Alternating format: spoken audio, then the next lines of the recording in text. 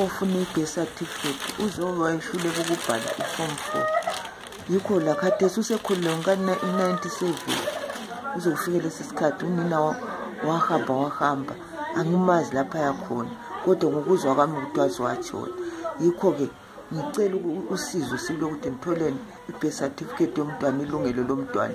Lami ngizavuka kusasa ngifile umntwana aswele ukuthi uzanceda ngoba unina wamtshiya 9 months ezandleni zami, ngamondla mina wakhula usezekhulile. Yikho-ke ngiyacela ukuthi ngithole i-birth certificate yakhe ngoba kambe ngizele 48 kusesele kungakanani ukuthi lami ngihambe kulo mhlaba.